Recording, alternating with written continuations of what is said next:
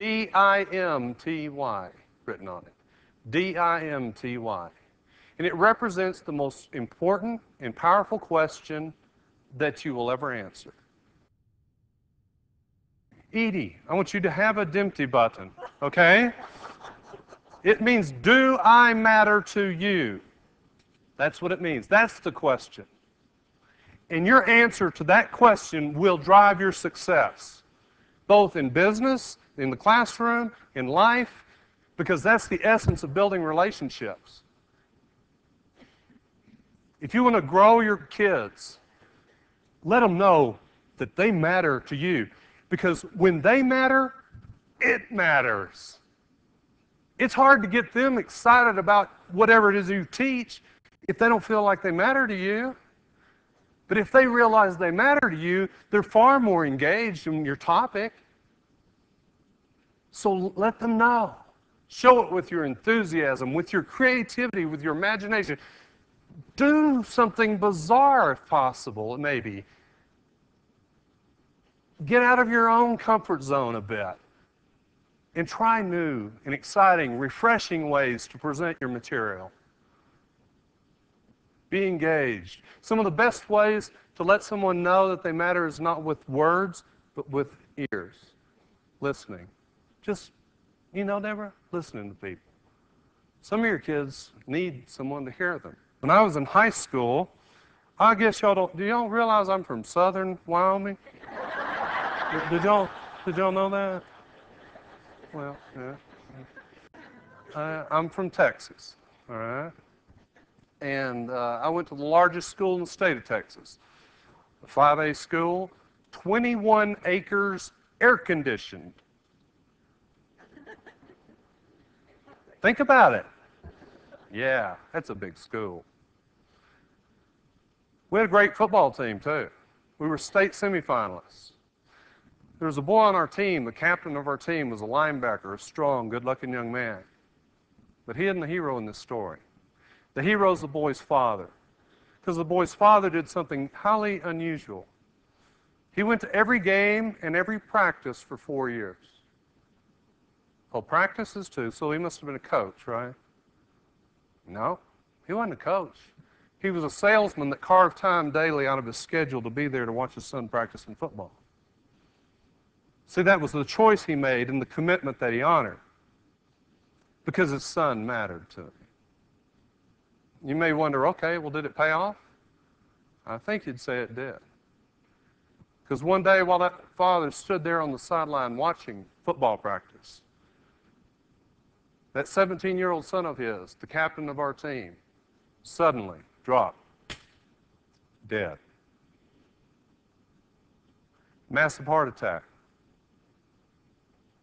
17 years old. I went to the funeral, and I watched the father as he passed the casket, and he bent down and kissed his son goodbye for the last time. I looked in his eyes when he came up, and I expected to see tears. But I didn't. I saw a smile on this man's face. A smile? Yeah. Because here was a man that had no regrets. He didn't have to say, if just done a little bit more. But just had a little more time. One chance. Over one more chance to go back and show him, son, I love you. Son, you matter to me.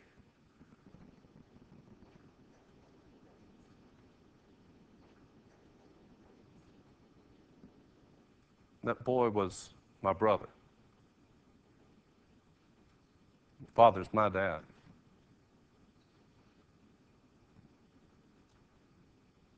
I had it lived and modeled before me what a true hero looks like.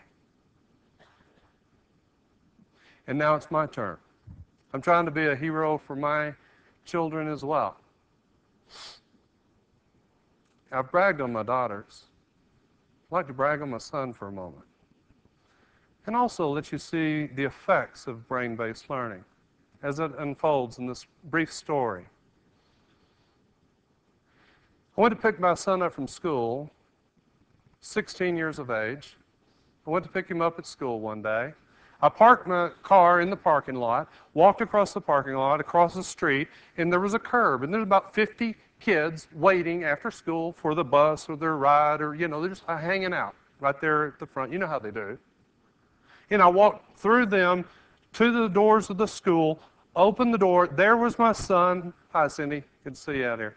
And my son came out the doors with me. And I don't know why. I didn't plan it. It wasn't anything I'm going to do this. It just came over me. And when stuff like that happens, I just do it. And what came over me was to skip. Yeah. So here's my son. We walked out the doors, and I'm skipping. And I skip along down the sidewalk, past through the 50 kids, across the street, into the parking lot, to the car, skipping the whole way. Yes. You know what my son's doing? He's skipping right alongside me.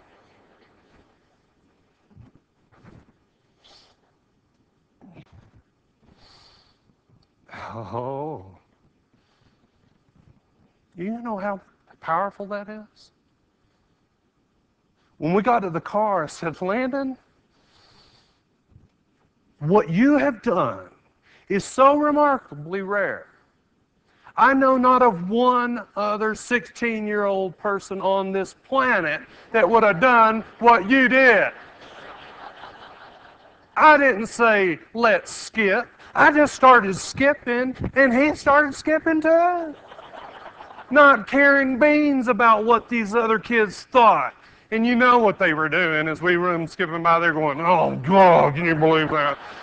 I'm glad that's not my dad. Yeah. And he could have copped an attitude like that, but he didn't. He's just saying, and you know what? What those kids are actually really, they may say that to one another. You know what they're really thinking to themselves? Gee, I wish I had a dad like that. My dad?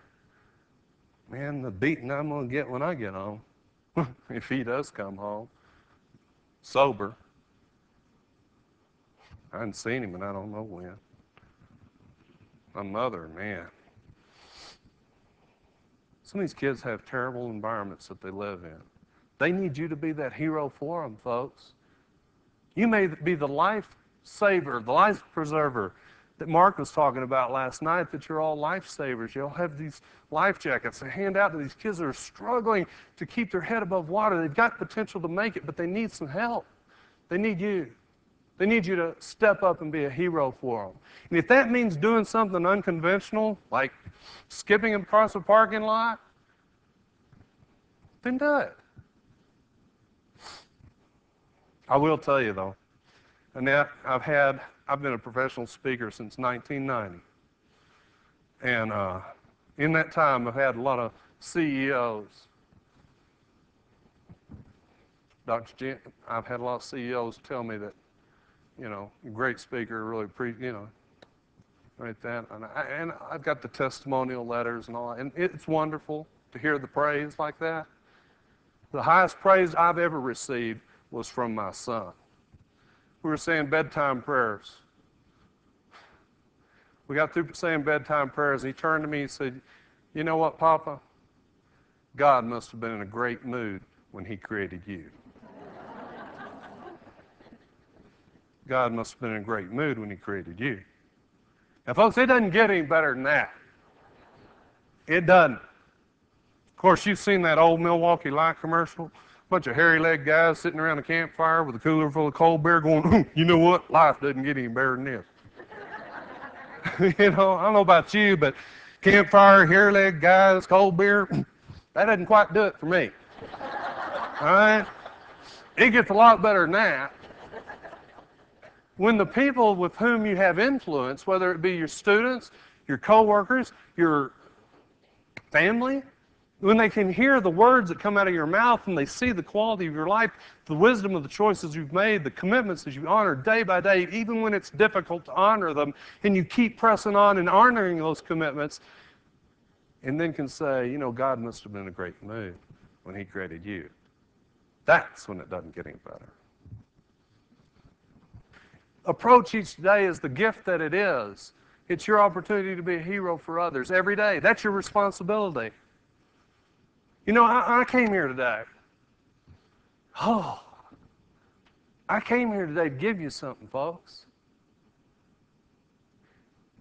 This is the last speech I'm ever going to give.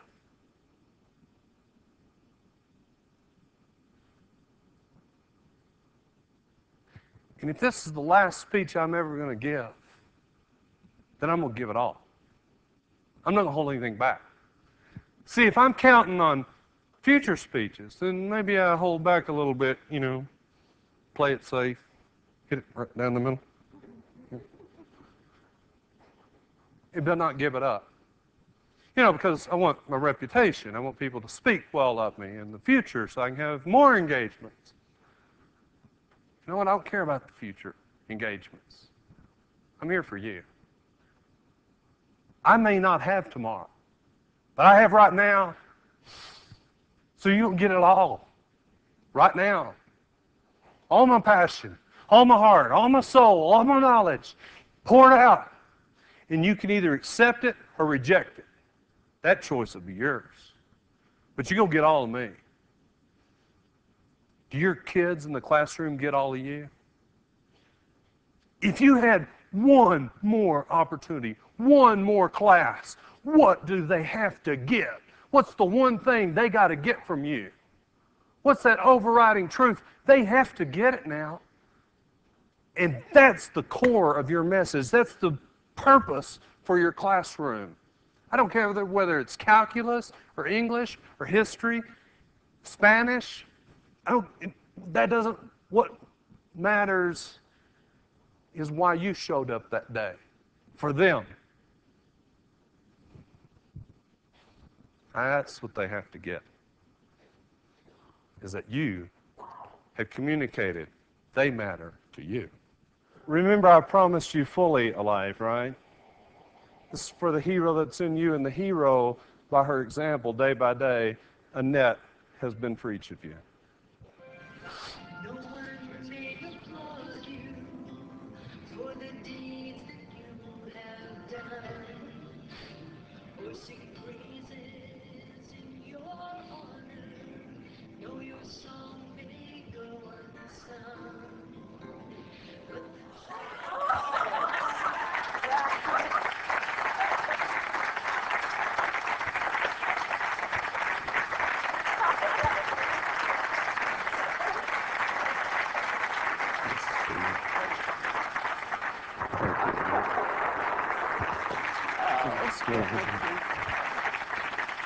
Take a bow, Annette. Take a bow.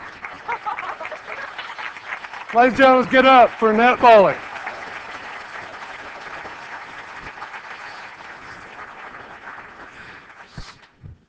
So, any questions?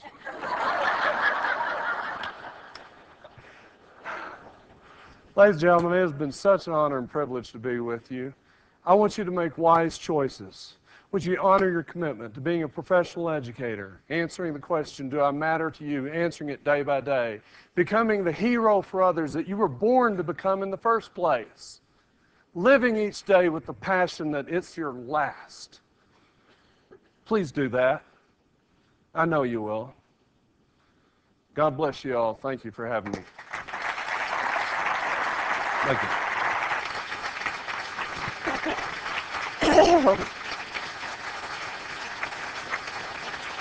Thank you. Let's take a bow. Yeah.